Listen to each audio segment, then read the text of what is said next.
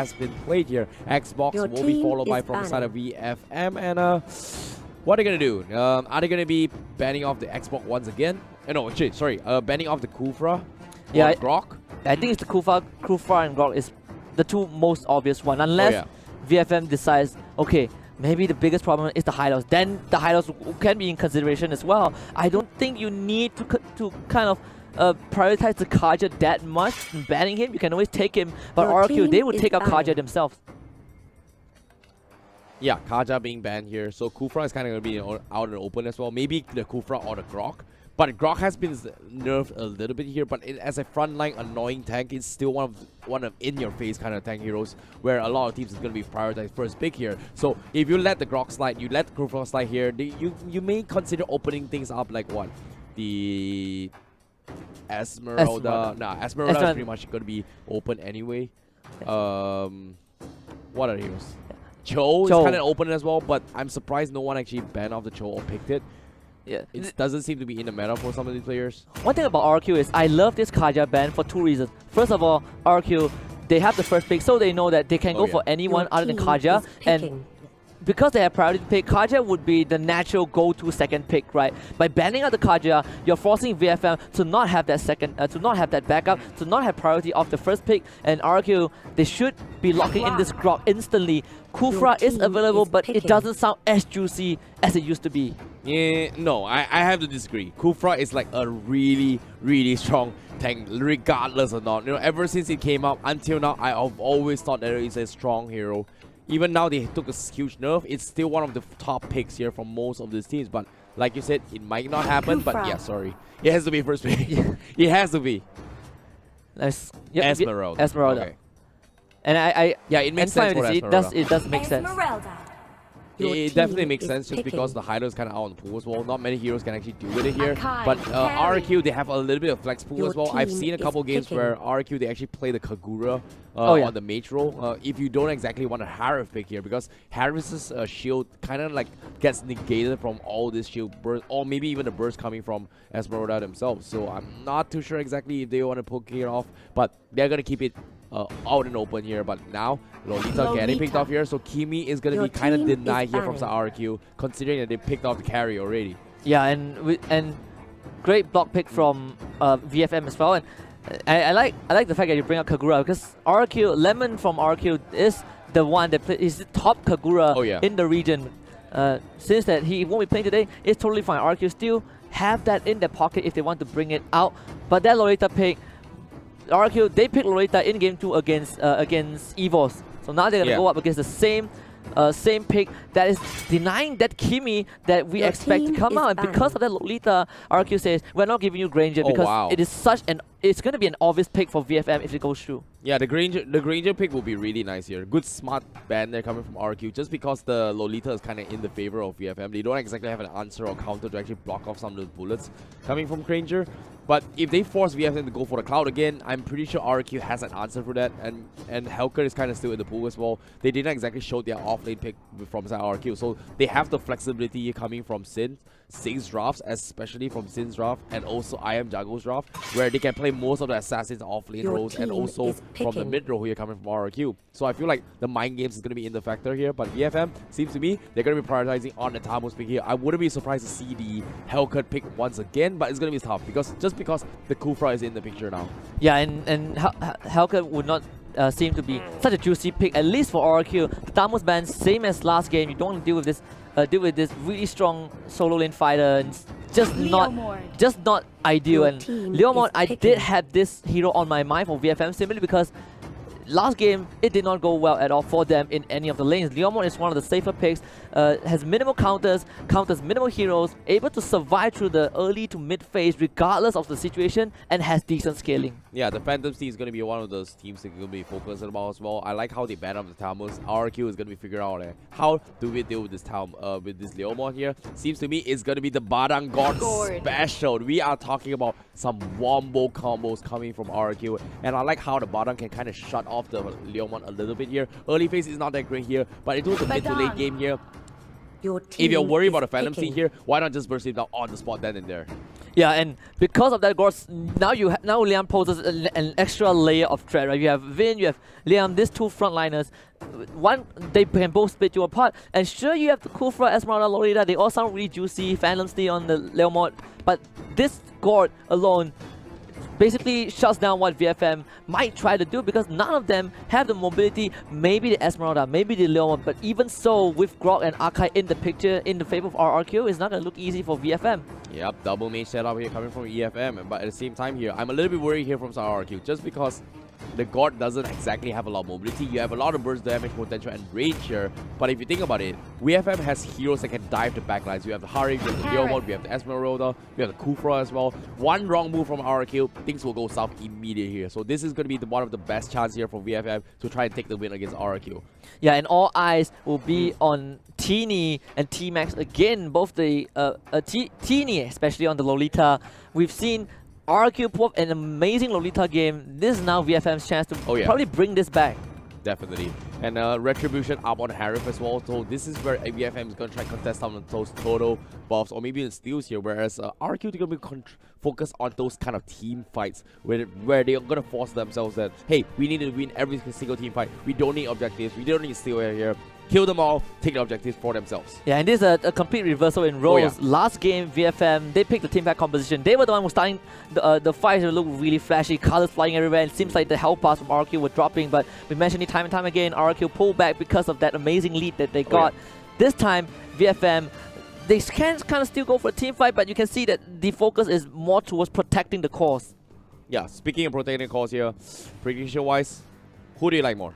I'm still leaning towards RRQ. It's not just because they are the stronger team, and it's just how this particular draft kind of pan out. You kind of have the carry second pick. You don't normally see it. Normally carry, you kind of second phase it because she doesn't fall into the priority of ban. But the fact that RRQ pick up the carry and Akai was a big block pick to VFM. But now we're in game number 2 of this best of 3. RRQ, they just need one more to secure the 3 points. Well, I beg to differ from you here. I feel like VFM has a really strong chance in game number 2. But ladies and gentlemen here, those of you watching at home, this is RRQ going up against VFM on the game 2 here in this second series for the MLBB World Championship M1. Yeah, I think if VFM can take this away, it's definitely going to be that big upset that a lot of teams might not have seen coming. People were looking at Evos to be the team that kind of take down RRQ, at least take one game out of them and draw bloods from the Kings. But if VFM do so, there's a big statement from possibly a team that no one paid too much attention to, at least in Group A. Oh, I like what RRQ is doing here. They're going for the triple wooden mask. They're going to leave the Badak all by himself up alone here to soak a little bit more XP and go for the pre-4 stages here, trying to get at that level 4 up as quickly as they can before they take the next team fight. They want to shut down this Esmeralda relatively quickly here, and that's exactly what RRQ is trying to do. Whereas VFM, they are going to be using their usual play styles here. Yeah, and I like the respect given from RRQ in comparison to the first series against Evos SG, where they were like, "Hey, we're gonna walk right into you and take you on." RRQ for this series at least, they've been playing a bit slow, maybe because of what the uncertainty of what VFM can bring to the table, but at the same time, it's just patience from RRQ. Just amazingly good discipline from this team. Yeah, how long can they be patient? That's going to be the question here. They have the Grok to go for the aggression here, but I can see that they're going to be using the Grok not just as an aggressive open, kind of like an open ward where he's going to be opening up the map here, but I can see that it's mainly used to try and zone or push back any guys from VFM from diving the God from behind, which is exactly what they're trying to do here. I am Jago, he's already have the 4. Is he going to go for the laser beam? Let's see, but as of now, Lucky. They do find Lucky, but here comes the fantasy for Teeny. Jump straight on the tutorial, will get the pushback onto him, and here comes Sai. They're going to flicker right in, and Teeny will get the first blood onto Carry. Very well done. Liam goes down as well. That's a double kill for Teeny, and guess what? VFM, they want to go for more. Lolita will get the 3rd one, and VFM with a strong opening onto RRQ. Yeah, this is what I'm talking about here. In composition, why RRQ is going to have the perfect wombo combo, but the early phase here, let's take a look here. They don't exactly have much to work with here. They were kind of caught off guard here. They overextended coming from RRQ to go for the pick, and immediately gets punished from VFM. Look at those mobilities here. Look at I Am Jago. He misses flicker a little bit here, but in terms of mobility, if VFM decides to punish him, they could have killed him if they wanted to. Yeah, and the worst part for RRQ in that particular fight was that I Am Jago, he had the ultimate up, but he was not able to find a good timing to use it because it basically makes the God stand there, and VFM, all their members were piling onto RRQ, and this God was just not able to contribute to that fight. Oh yeah.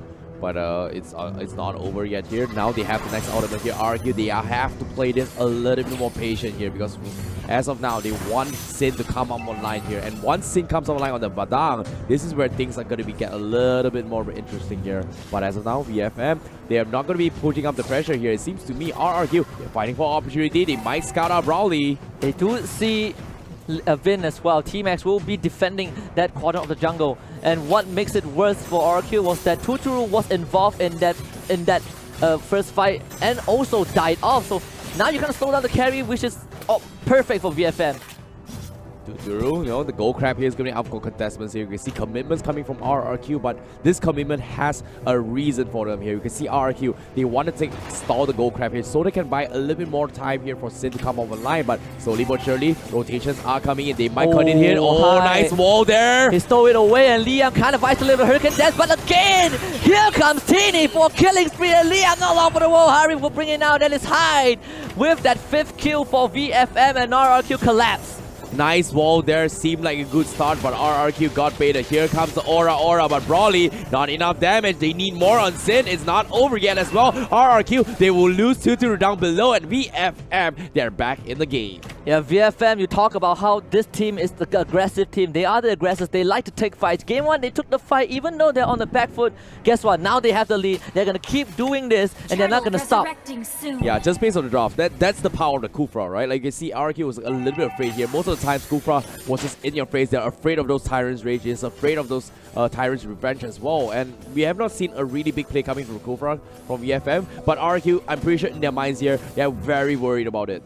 Yeah, and because of 2 botch fights, RRQ now, they are on salvage mode. They need to kind of fall back onto low economy mode just because Tuturu was not able to gain any benefits off of that. 2 deaths for this carry. You're relying on this carry to kind of shred through the Kufra, shred through the Lolita, and they're not getting any of those benefits. Wow, the gods out here pretty much expanded trying to take the turtle buff as well, but unfortunately to say, he was actually secure from Sin from the side of RRQ, but now Seven Force committed, Vin as well, going to go for the flicker here, wall charge as well. Liam needs to force the back out, no Hurricane Dash, but nice out here from Bada, connects onto, isn't gonna be enough, no follow-up indeed here. RRQ, they had to back off because guards used the ultimate here, but VFM, they're gonna be at a stalemate here. They're gonna try and defend this tier 1 a little bit longer here from the side of RRQ. VFM, Calamity Reaper up on high now. They're gonna focus on this tier 1, but no, the Hurricane Dash from Leon takes the Phantom, takes TD away. They get 1 kill despite that, and RRQ, that is gonna be a small reward there. Yeah, that is gonna sting for VFM, and the idea was correct.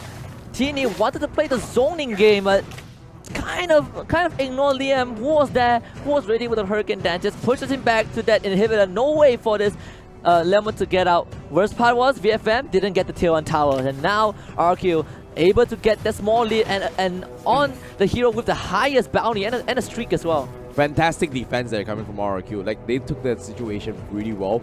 They took the most minimal damage possible here with the biggest impact, and that's exactly that. And I feel like they've got more than what they actually asked for, but now can they get even more here? 4k deficit, but now slowly but surely this is where they come up online because Tuturu is 0-2-0, but one more good team fight. This is where RRQ will snowball their way back into the equalizer score. Yeah, and VFM playing that 1-3-1, you have both Teeny and High going for a split push. They're putting pressure, using their front line on that middle lane simply to keep RRQ occupied. The God is now forced to protect that structure because that tower is so important for RRQ. You don't want this Lemon to run around your jungle, and that is why VFM has so much space to work with. They get that free turtle as well. And we might see it engage if VFM finds the chance. Yep, double main setup here from side VFM. They have the online timing right now, and they need to capitalize on this. And RRQ, surprisingly enough, they still pull the map into this middle tier 3. They don't exactly want to give away the map control away, and RRQ perfectly understands that they've bought enough time now. 7 minutes has passed. Will they be able to contest this buff here? They need this buff from RRQ. They want to stand a chance to come back here, and seems to me they will get it. Nice done there. And the second time that RRQ was able to secure that buff, but for the first time RRQ bleeding a bit against VFM, has lost all that tier 1 tower going to be VFM taking more and more control, and this is where it starts to get scary. You have this Kufra and Leomord running together as a duo, constantly trying to invade the jungle. Sin's not going to be in a good place. Uses the bottom out, gets the pushback, but the damage is not there. T-Max does come in to join the fight, but Sin will survive that, and now RRQ gets the wall into Lucky, block him more, but not able to convert that into anything, and now I am Jago a bit isolated to get the core stun, but this is the immobility that you mentioned. VFM will find one, and Sin will be called out as well as Broly will dance on him for their revenge. Badang taken down. Yeah, VFM with 2. Not gonna be able to do anything about this here. Grok here trying to go for the protection haze, but now he's gonna try to open the map a bit here. But where's the fallout? They've lost Sin, they've lost I am Jago. They need 2-2 to come off the line, and that's gonna be the game plan here coming from RRQ. But will they be enough to buy enough time for the VFM? They're 8-1 score now. They've got 2 crucial kills. They're gonna buy a little bit more time here to start poking under the towers here. Deficit wise here is favoring about what? About an 8,000 deficit now? Yeah, VFM, they have woken up after game 1. Not a single second in this game 2 that RQ has ever gotten a single goal lead. And VFM now 8 kills to 1. They've completely shut down Tuturu. Tuturu needs at least 5 more minutes, and I don't think VFM will give him that time.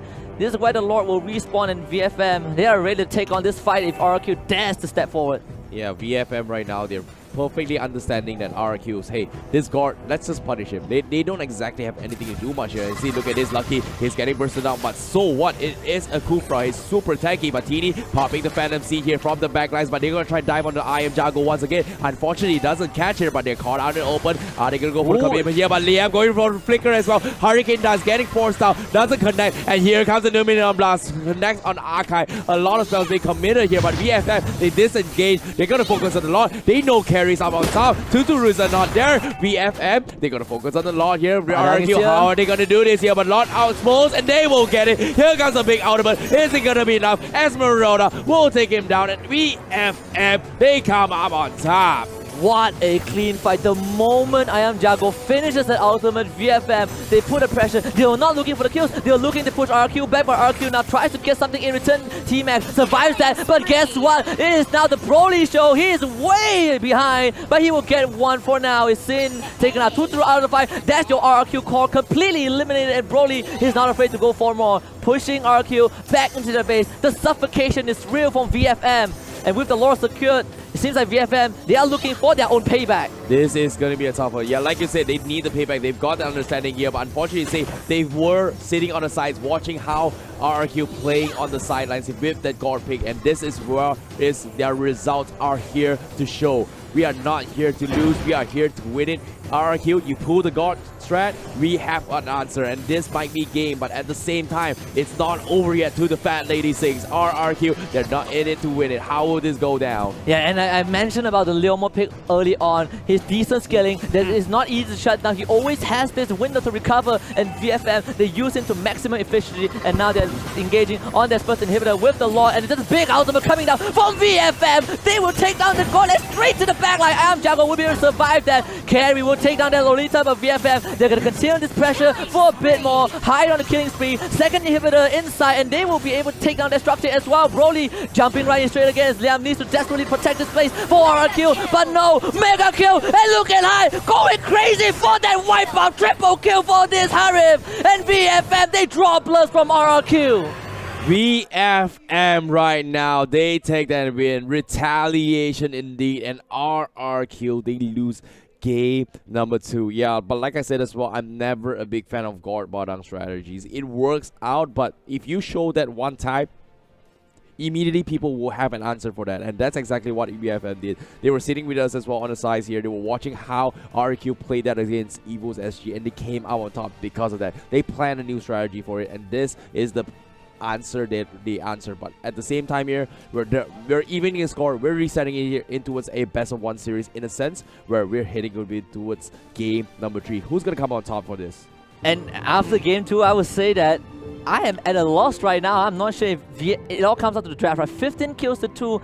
This was not even close. VFM, they had the stranglehold onto RQ from the very beginning, and props to the entire team, but especially that Leomord pick. I just felt like this Leomord is a really safe pick, but because of that lead that got early on, you get 3 kills on this Leomord, there was no way that RQ could have stopped him.